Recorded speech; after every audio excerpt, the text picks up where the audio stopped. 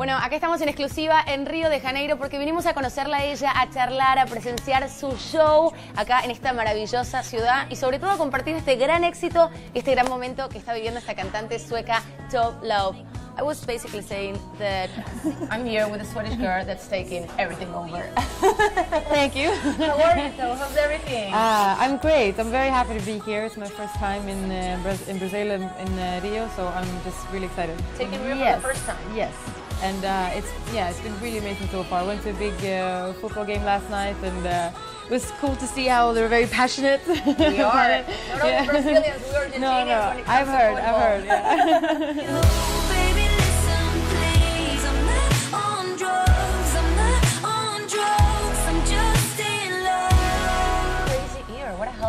Right for you. Yeah, it's been very intense. A lot of new experiences, like a whole new life really to get used to, and it's been really amazing. Like I've had my band with me for the whole time, and we've had fun. Yeah.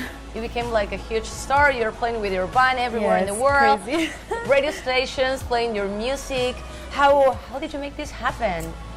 I mean, the funny thing is that when because I had artist dreams growing up, but then when I became, when writing seems to be more of like my thing, I sort of like, oh, you know what, I love this life, I can be a songwriter forever, it's amazing.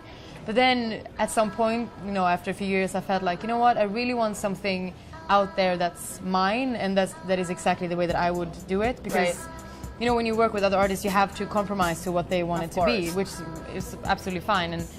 But so then I just released, Habits and Love Ballad, another song, like without a label, just on my own. And then as soon as Habits was released, it was just like, they all just came to me. Well, that became one of my favorite songs. I mean, that song, Habits, it's amazing. What inspired you to write that song? Well, it's basically, a breakup song, like me trying to numb the pain after I was really hurt and really hurt someone. It was just like a really bad breakup, and the song is basically just explaining how I got over this person, or trying to at least, yeah. When you think about it, you have to be so open, with your life and relationships, and people like getting to know basically your whole life. Yeah, very much. It's kind of scary, isn't it? It is scary, because obviously when I wrote the album, I didn't realize how many people was going to hear it. Exactly.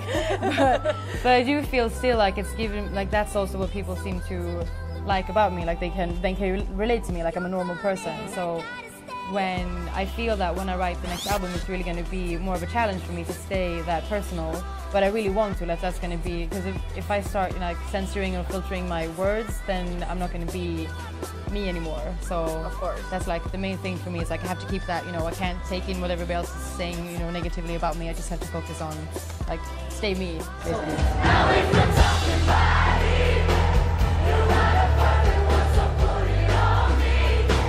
Swear it won't take you long if you love me right. Really awful, even though like I know I've hurt people in the past, and or just like breaking away to be who I felt I was or wanted to be. Yeah. Ooh, I'm up with the kites and a dream so blue. I live in the sky. You would have to dream about acting with a Hollywood star. Which one? Who would it be? Oh, that's. But I don't know. I think I would actually want to be in like a really dark movie, like a Tarantino movie would be cool. Like play really psycho. I think that would be fun. Oh, perfect. Because I'm so goofy normally, so it'd be fun to be this like really psycho. Hello, bitch. Tarantino. This call is for you. Oh, that would be a dream. Yeah. He scares me a little bit, but I think he's so talented. That would be really awesome. Definitely, he is. So let's talk about your last album, Queen of Clouds, which you actually decided to break it into 3 different segments. Tell me about this. Well, when I looked at the album, like had all the songs that I wanted, I felt that really there's a story here.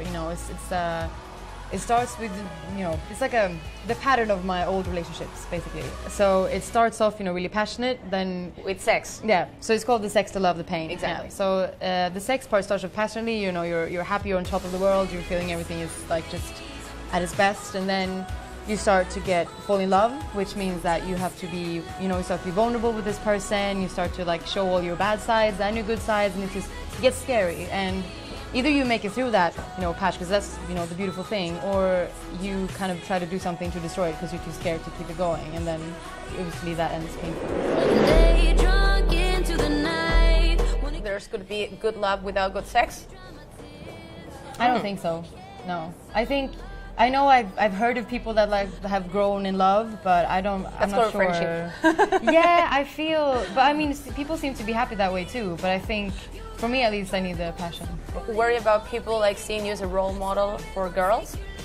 No, I think I mean, there's obviously sides to me that probably shouldn't be called a role model, but I think there's also good things that it's like I'm just independent and strong and doing what I want to do, and I think it's a good thing that I'm like speaking openly about sex. I think young women need that because it's such a like stigma thing, and so yeah, I don't worry about it. I'm happy to be if they want me as a role model.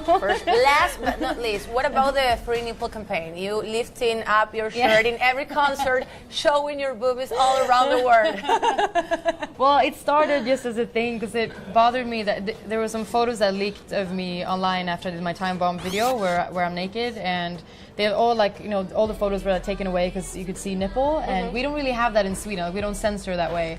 And it's just like, come on, it's just breasts, what's going on? And at the same time, like Adam Levine can set in his video fully naked and you see like his whole ass and everything, and it says fuck censorship. No one said anything about that, but you know, me, I'm a whore and a bad role model, all these What things. about Miley and it just, Cyrus? Yeah, exactly. Like, but it's also, the thing is, people still call her so much names. Like, it's not, I don't see why it should be different for a guy and a girl. So I just kind of started, I was like, I can do whatever I want.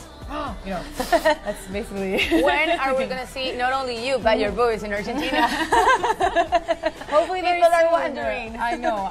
I would love to do, you know, a whole South American tour. I've been to Argentina once. I thought it was beautiful. Thank you so much. It was wonderful meeting you. Thank you, You too. Tove. Thank you so much.